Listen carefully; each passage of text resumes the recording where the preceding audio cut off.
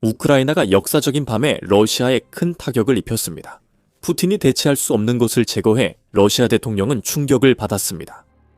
중요한 공장이 불타고 있습니다. 그리고 이것만이 아닙니다. 우크라이나는 단 하룻밤 사이에 모든 것을 완벽하게 해냈습니다.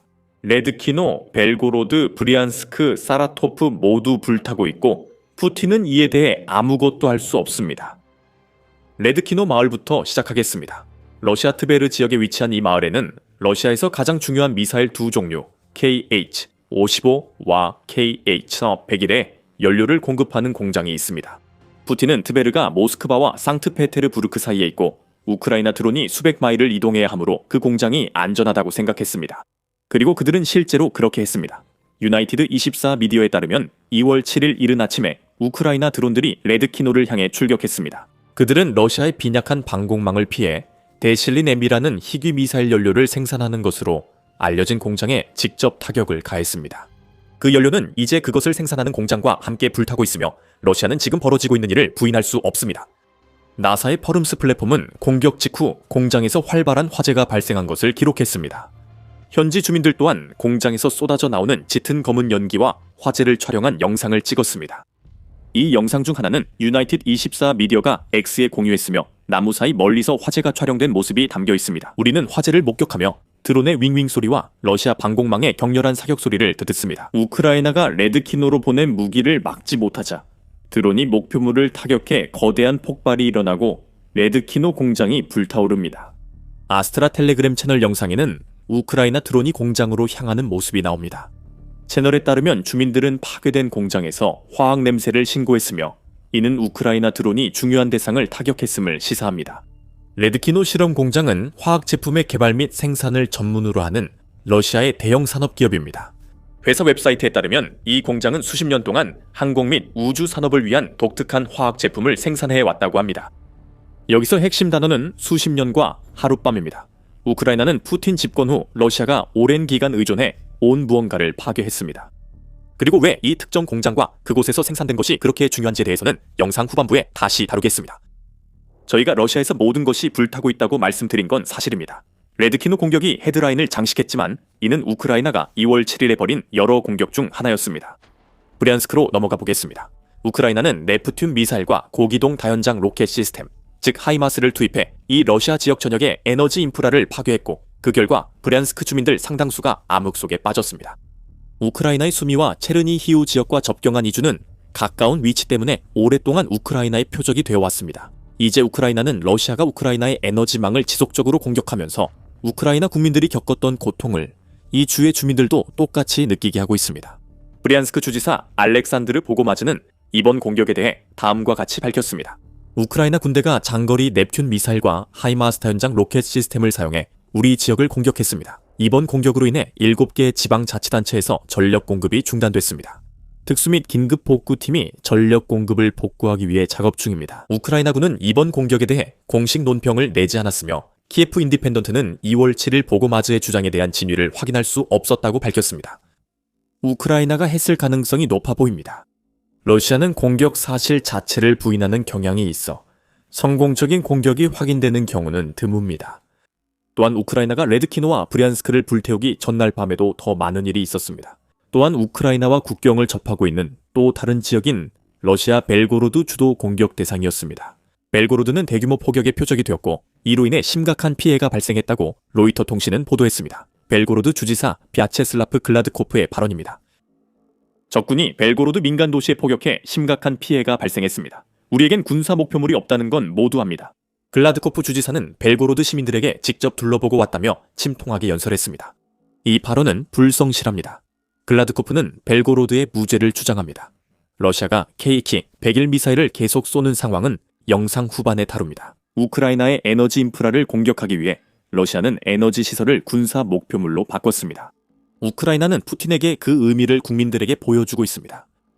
우크라이나 대통령 볼로디미르 젤렌스키는 우크라이나가 러시아 에너지 인프라를 공격했다는 글라드코프의 주장에 반박했습니다. 2월 8일 우크라이나가 군사 목표보다 에너지 인프라를 먼저 공격할 자원이 있는지에 대한 질문에 젤렌스키는 둘이 똑같다고 답했습니다. 우리는 군사 목표나 에너지 인프라 중 하나만 선택할 필요가 없습니다. 그는 에너지를, 푸틴은 석유를 팝니다. 이것이 에너지 목표인가요? 군사 목표인가요? 솔직히 그건 같습니다. 그는 석유를 팔아 돈을 무기에 투자하고 그 무기로 우크라이나인을 죽인다고 젤렌스키가 말했습니다. 글라드코프의 발언은 적어도 브리안스크 주지사가 이 지역에서 우크라이나의 공격을 확인한 잠재적인 이유에 어느 정도 맥락을 제공합니다. 러시아는 우크라이나가 러시아 에너지망을 공격한 것을 두고 우크라이나를 테러 국가로 몰아가려고 하고 있습니다. 이건 정말 위선적입니다. 유럽정책분석센터가 12월에 언급했듯이 우크라이나의 15개 모든 화력발전소가 러시아의 공격으로 손상되거나 파괴되었습니다. 11월 25일 하루 동안 있었던 러시아의 일련의 공격으로 키예프에서 4만 명 드니프로에서 2만 1천 명 오데사에서 2만 명 체르니히브에서 1만 3천 명, 하르키우에서 8천 명 이상의 사람들이 전기를 잃었습니다. 브리안스크와 벨고로드 주지사들이 우크라이나에서의 자국 행동을 모르거나 알면서도 우크라이나 공격을 선전용으로 이용하려는 것입니다. 어느 쪽이든 상관없습니다. 벨고로드 에너지 인프라가 불타고 있고 피해 규모는 곧 말씀드리겠습니다. 그 전에 더 밀리터리 쇼를 시청 중입니다. 구독하지 않으셨다면 지금이 기회입니다. 벨고로드로 돌아가서 2월 7일 키이우 인디펜던트에 따르면 우크라이나가 이 지역 에너지 인프라를 공격한 후 벨고로드 전역에서 정전과 전력 중단이 발생했습니다.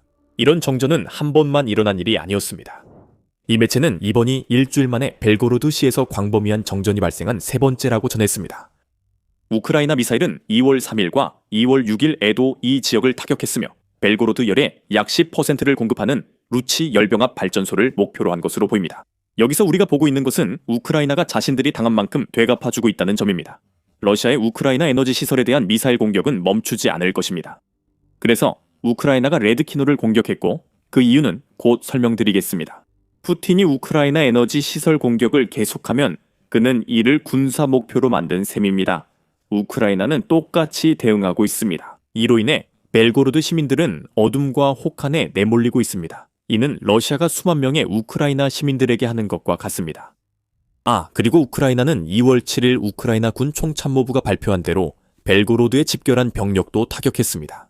추가 정보는 없지만 글라드코프가 벨고로드에 군사 목표물이 없다고 한 주장이 거짓으로 드러난 듯합니다. 그가 그 말을 한 날, 여러분도 우리가 다음에 할 말을 짐작하실 겁니다.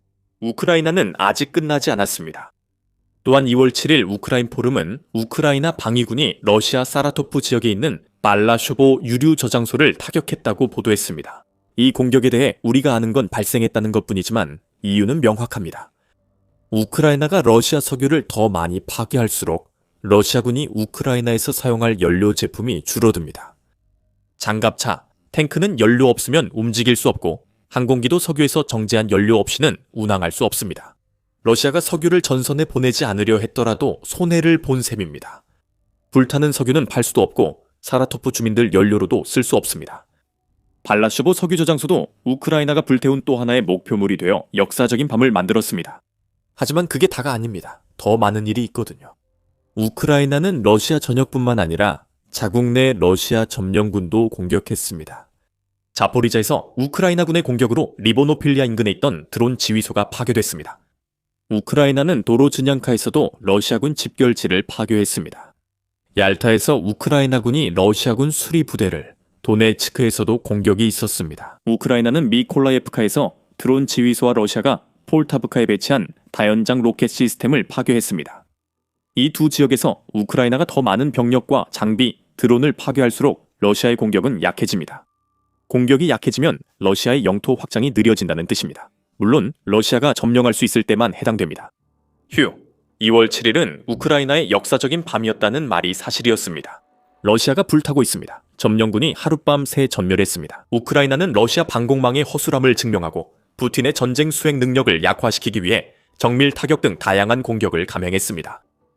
그리고 우리는 다시 레드키노로 돌아가게 됩니다. 그리고 그 마을에 있는 미사일 연료 생산 시설에 대한 공격으로 이어집니다. 영상 초반을 떠올려 보세요. 우크라이나가 수십 년간 운영된 공장을 파괴했고 그곳은 푸틴이 대체 불가능한 것을 생산했습니다. 그 무언가는 데실린 M입니다. 이 괴너지 연료 성분은 엔진 작동에 절대적으로 필수적입니다. 또한 러시아가 전쟁 중 우크라이나 도시와 에너지 인프라 파괴에 사용한 다양한 순항 미사일에도 필수적입니다. 이 연료 덕분에 러시아의 미사일은 2500km, 즉 약 1550마일 이상의 거리를 비행할 수 있습니다. 이로써 러시아는 멀리서 우크라이나를 공격할 수 있습니다. 게다가 데실림은 약 영하 50도, 섭씨, 또는 영하 58 도 화씨 이하의 온도에서도 얼지 않는 흥미로운 특성을 가지고 있습니다. 이것은 추운 나라를 위한 한랭 기후용 연료이며 러시아에게는 절대적으로 대체할 수 없는 것입니다. 우크라이나가 이 연료 공장을 방금 불태웠습니다. 잠시 후 미사일 측면에서 이것이 무엇을 의미하는지 다시 다루겠습니다. 하지만 레드키노 공장에 대한 이번 공격은 처음 보기에 생각하는 것보다 훨씬 더 큰 의미를 가지고 있습니다. 푸틴이 다른 곳에서 구할 수 없는 독특한 연료뿐 아니라 이 공장은 러시아 항공기 제조에 필요한 전략적 자재도 생산합니다. 여기에는 복합 소재 제조에 쓰이는 실리콘 카바이드와 러시아가 미사일 엔진 등 부품을 부식 방지에 필요로 하는 붕소 나이트라이드가 포함됩니다.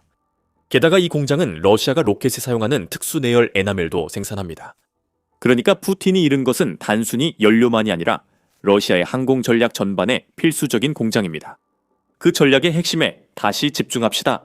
러시아의 우크라이나 미사일 공격에 대해 익명의 우크라이나 보안국 소식통이 우크르인포름에 말하길 우크라이나 보안국은 러시아 군산복합체의 주요 시설에 대한 체계적인 타격을 계속하고 있습니다. 이 공장은 러시아의 우크라이나 공격용 순항 미사일 제작의 핵심 연결고리입니다. 이 공장의 작업이 일시적으로 중단되더라도 로켓 연료 생산이 복잡해지고 적이 우리 도시를 포격하는 강도를 유지하는 능력이 감소합니다. 이 성명은 누가 이번 공격을 수행했는지 암시하고 있습니다. 하지만 여기서 가장 큰 소식은 바로 순항 미사일, 특히 강력한 KH-101 제작이 복잡해졌다는 점입니다. KH-101은 러시아가 우크라이나 장거리 공격에 주로 쓴 미사일입니다. 2024년에 러시아는 이 미사일을 사용해 우크라이나 최대의 어린이 병원인 오마트디트를 공격했습니다. 우크라이나가 이 미사일을 없애려는 이유는 분명합니다. 브라브드에 따르면 KH-101은 러시아의 우크라이나 대규모 미사일 공격에 계속 사용됐습니다. 1월 한 달 동안만 러시아는 우크라이나를 향해 다양한 종류의 미사일 158기를 발사했으며 이는 하루에 약 5기 꼴입니다. 이 미사일들이 모두 KH-101은 아니었겠지만 일부는 분명히 KH-101이었을 것이고 이 미사일의 생산을 중단시키는 것은 우크라이나에게 매우 큰 의미가 있습니다.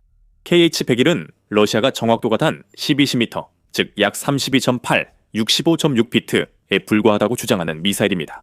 이 미사일은 2012년 실전 배치됐으며 2024년 상반기 러시아가 2개의 탄두를 탑재한 개량형을 개발해 치명성이 2배로 늘었습니다.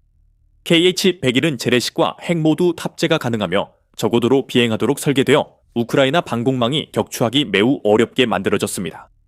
일부 소식통에 따르면 이 미사일은 최대 사거리가 4,500km, 즉 약 2,800마일에 달하며 탄두 중량이 400kg, 즉 881파운드로 강력한 타격력을 자랑합니다. 또한 러시아가 KH-101의 원래 버전을 현대화해 새로운 버전은 위력이 2배입니다. 우크라이나 방공망은 이 미사일들을 격추할 수 있습니다. 실제로 여러 번 성공한 적이 있지만 우크라이나의 성공률이 완벽할 수는 없습니다. 예를 들어 2025년 10월 러시아는 우크라이나에 미사일 270발을 발사했습니다. 그 중에서 우크라이나는 146발을 격추하는 데 성공했으며 이는 54%의 성공률입니다. 이 비율은 달마다 다르며 주로 우크라이나가 보유한 방공 시스템과 미사일의 수에 따라 달라집니다. 하지만 요점은 항상 같습니다. 우크라이나는 러시아가 미사일을 발사하기 전에 KH-101 같은 미사일을 미리 무력화하는 것을 더 선호합니다. 레드키노 공장 공격은 목표를 달성했습니다. 피해가 일시적이고 아직 확신할 수 없더라도요. 이것은 러시아가 KH-101 등 미사일 연료 부품 생산에 여전히 지연이 있음을 의미합니다. 지연은 압박을 완화시킵니다. 압박이 완화된다는 것은 우크라이나의 도시들이 회복할 수 있고 우크라이나 군대가 지상에서 러시아군을 격퇴하고 방역하는 데 집중할 수 있다는 뜻입니다. 밀리타니는 우크라이나 레드키노 공격 평가에서 또 다른 흥미로운 점을 언급합니다. 우크라이나의 레드키노 공장 타격 내용에 따라 러시아의 재가동이 최대 1년 걸릴 수 있습니다. KH-101 미사일 한 발 제급유에는 약 1.5톤의 대실린이 필요해 생산 라인 중단은 적의 대규모 공격 준비 능력에 직접 영향을 미칩니다. 밀리타니는 반응기 제조와 설치에 62개월이 걸려 합성의 신속한 재개가 불가능하다고 지적합니다. 러시아는 이미 서방의 강력한 제재를 받고 있습니다. 대실린 M 생산에 필요한 반응기, 제조와 설치는 갑자기 할 수 있는 일이 아닙니다. 이 반응기는 독특해서 서방 부품이 필요하면 러시아가 추가 생산을 못할 겁니다. 레드키노 시설은 이미 영국과 미국의 제재를 받고 있습니다. 그 시설이 다른 러시아 제조업체에 의존하지 않고 직접 반응기를 만들었다면 파괴된 반응기는 교체되지 못할 수 있습니다. 결국 KH-101은 영구 퇴출된다는 의미입니다. 또한 러시아가 대실린 M 생산에 의존했던 미사일을 대량으로 비축해두고 있는 것 같지도 않습니다. 2024년 8월 뉴욕타임스 보도에 따르면 러시아는 미사일을 즉시 사용해야 하는 상황에 놓였습니다. 해당 매체는 우크라이나를 타격한 미사일이 공장에서 출고된 지 몇 주밖에 안 됐다고 전했습니다. 생산이 중단되면 미사일 공급이 끊기고 이는 곧 공격도 멈추게 된다는 뜻입니다. 이 결론은 영상 앞에서 언급한 어린이 병원 타격 KH-101 미사일 조사 결과에서 나온 것입니다. 이 미사일은 2024년 2분기 제작이라고 컨플릭트 아머먼트 리서치의 다미엥 스플리터스가 주장했습니다. 즉 2024년사 월 1일부터 6월 30일 사이에 제작됐으며 공격은 7월 8일에 발생해 미사일은 공격 8, 1, 12 주 전에 만들어진 것입니다. 우크라이나가 푸틴에게 큰 물류 문제를 안겨준 것 같습니다. 구체적으로는 SBU가 바로 그 문제들을 만들어냈죠. 우크라이나 인포메드는 우크라이나 보안국 알파 특수작전센터의 드론이 레드키노 공장을 타격했다고 전했습니다. 알파 부대가 다른 공격에도 관여했는지는 불확실합니다. SBU가 직접 참여하지 않았더라도 어느 정도 연관됐을 가능성은 충분히 있다고 생각됩니다. 또한 공격에 필요한 드론이나 정보 제공도 마찬가지입니다. 러시아는 레드키나에서 아무 일도 없던 듯 행동합니다. 러시아 국방부는 2월 7일 밤에 우크라이나 드론 4대를 자국 방공망이 격추했다고만 밝혔습니다. 하지만 영상은 진실을 보여줍니다.